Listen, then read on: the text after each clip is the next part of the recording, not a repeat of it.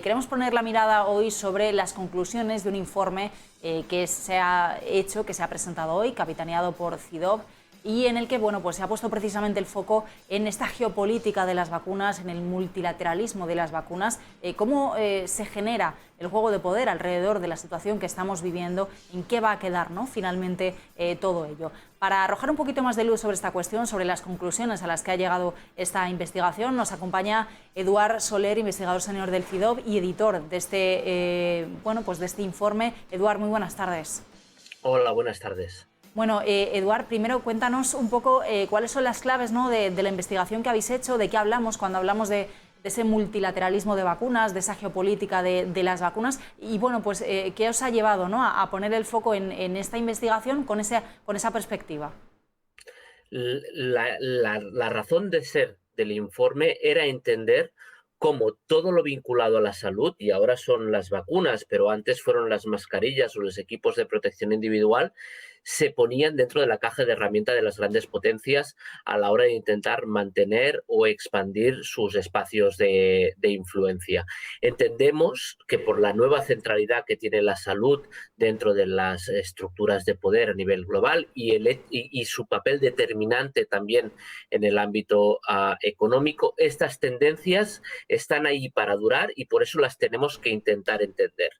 Esa era la primera motivación y por eso nos juntamos tres instituciones, ISGlobal, Ideograma y CIDOB, para trabajar juntos sobre esto, pero también queríamos intentar entender si más allá de favorecer o alimentar la competición y en algunos casos incluso el conflicto entre grandes potencias, si había circunstancias en las cuales la salud también podría abrir oportunidades a la cooperación, a una mejor relación entre vecinos, a una cooperación dentro de regiones o incluso a nivel global, porque después de un gran choque traumático, y está claro que la pandemia lo es un momento de replantearse hasta qué punto la manera en que vivimos es sostenible o puede cambiarse para algo mejor.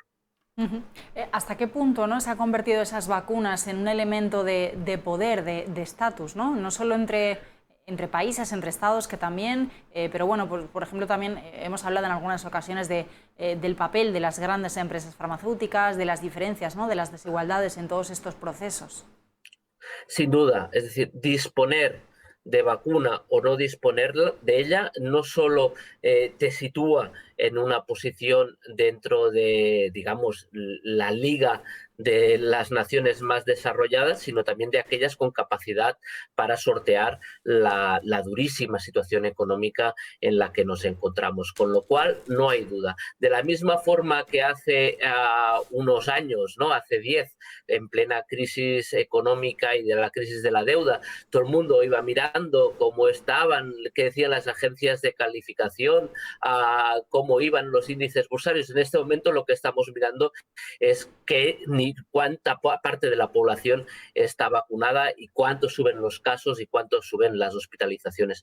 Por lo tanto, sí, es determinante en la forma en que se sitúan los países a nivel internacional, de la confianza que generan y, como decías, no es solo una cuestión de poder, sino también de estatus y de imagen.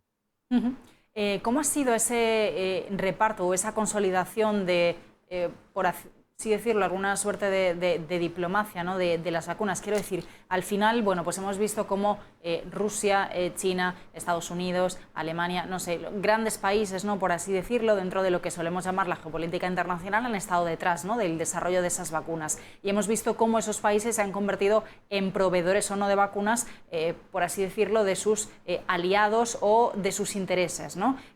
¿Cómo ha sido esa dirección, ¿no?, de las vacunas desde cada uno de ellos? Por ejemplo, hemos visto la china o la rusa en países de Latinoamérica.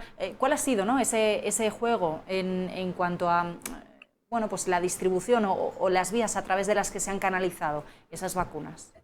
Lo primero es que es una liga muy pequeña. Es decir, de los 190 estados que hay en el mundo, son muy pocos aquellos que han tenido esa capacidad para generar vacunas nuevas. Otra cosa es la producción, ¿no? Y ahí sí que vemos cómo entran muchísimos más actores y cómo países medianos, y muchos de ellos también dentro del sur global, llegan a acuerdos con compañías farmacéuticas para para producir las vacunas en su territorio. Y ahí, en todo caso, dentro de este juego de quién innova, quién produce, cómo se distribuye, ha habido dos canales, dos vías de influencia distintas.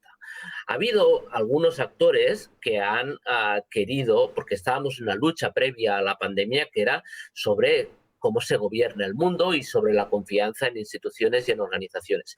Y ha habido unos cuantos países, entre los cuales la Unión Europea o los países que integran la Unión Europea, que han apretado para que las vacunas que el mundo necesita se distribuyan a través de estos marcos multilaterales, ¿no? El ejemplo que la gente debe tener en mente es el caso del programa COVAX, que es el que aspira a hacer llegar un número de vacunas suficientes para los países con menos ingresos.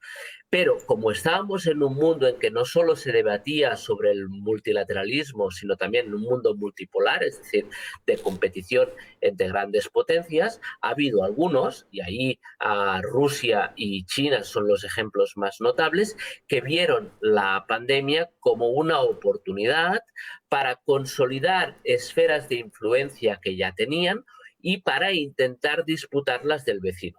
Y ahí vemos cómo estos dos espacios, que son África, tanto la del norte como África subsahariana y también Latinoamérica, han sido el espacio donde estos, digamos, tres polos, es decir, el polo de las vacunas occidentales, China y Rusia, han luchado de forma más descarada por intentar arrebatarle influencia al otro. Es decir, antes de la pandemia, lo que integraba esta caja de herramientas en materia de política exterior era la compra de deuda, la puesta en marcha de infraestructuras, la venta de armas. En este momento vemos como en este juego de grandes potencias la vacuna y antes de eso también otros elementos vinculados a la salud, mascarillas, equipos de protección, se ha integrado plenamente, con plena normalidad, dentro de la caja de herramientas de política exterior, y creemos, ¿no?, que también en materia de los programas de cooperación al desarrollo, porque también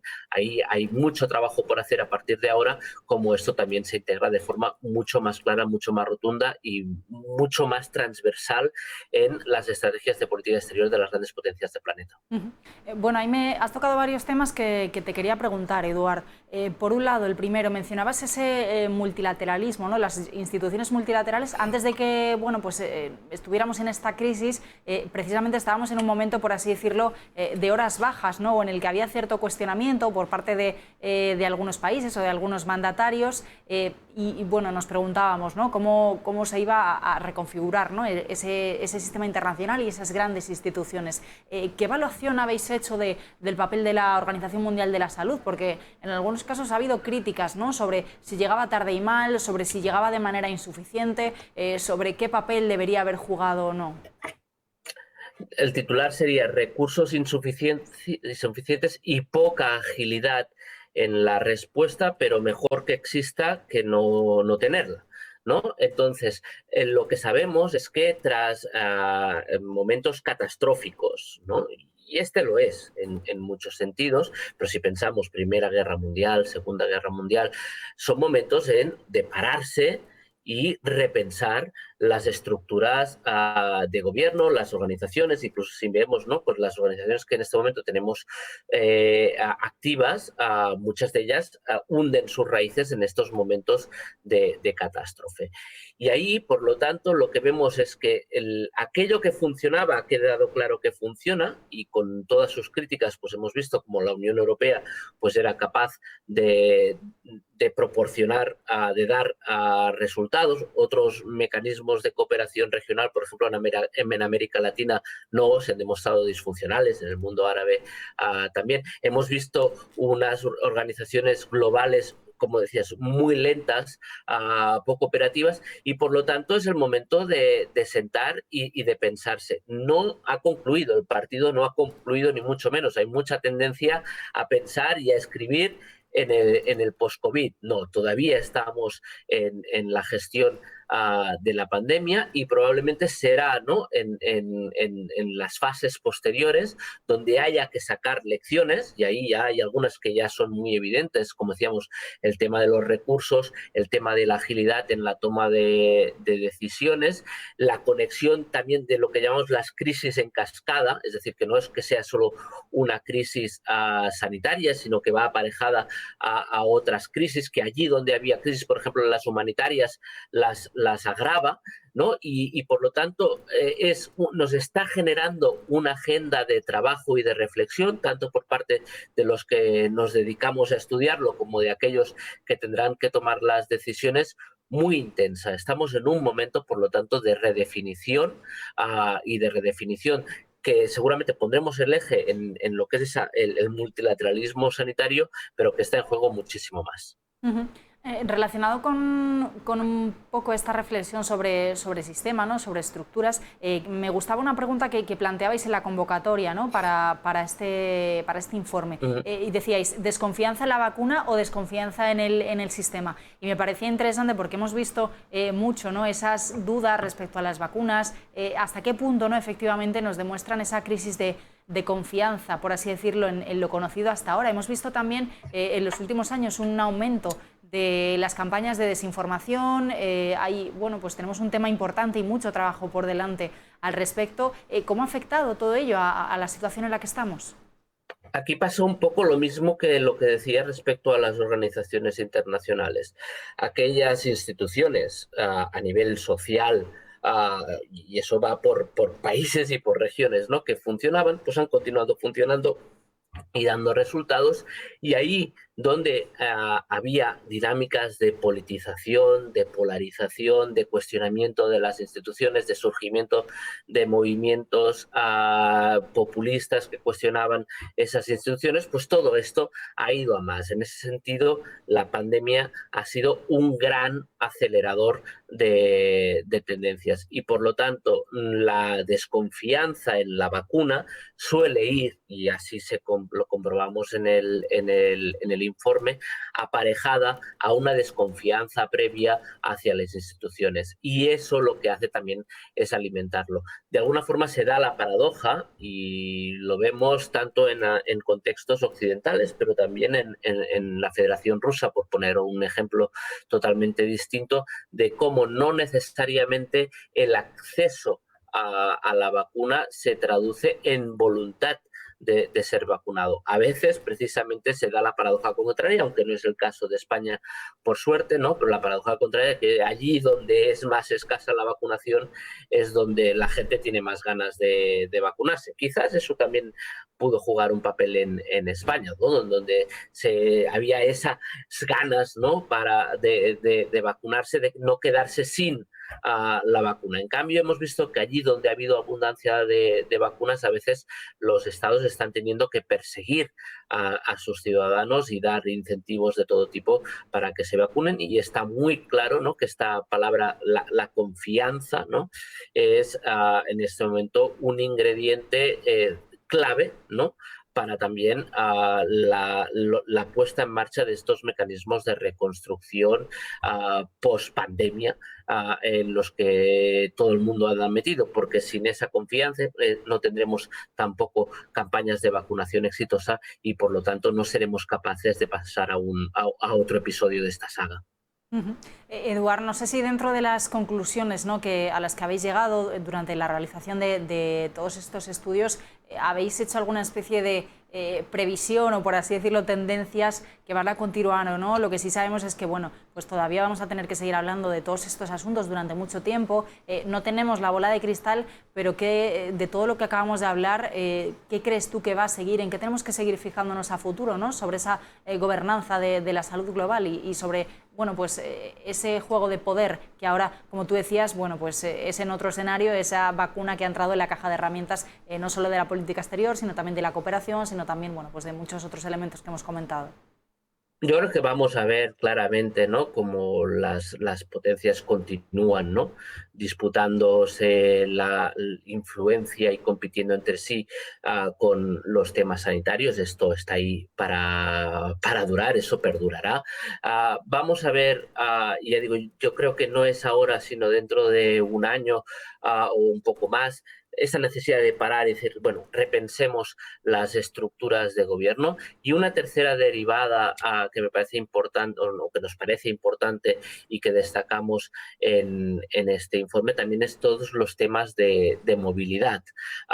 Hemos visto cómo las fronteras han adquirido aún mayor significación de lo que tenían antes y, por lo tanto, esa relación, ese binomio entre salud y movilidad internacional va a ser mucho más importante, y vamos a ver también cómo con estos temas se juega políticamente. Y un cuarto elemento, una cuarta tendencia que tenemos que identificar es que veníamos ya de un mundo tremendamente desigual, con una agenda en principio de desarrollo que era esa famosa Agenda 2030, ¿no?, los Objetivos de Desarrollo Sostenible.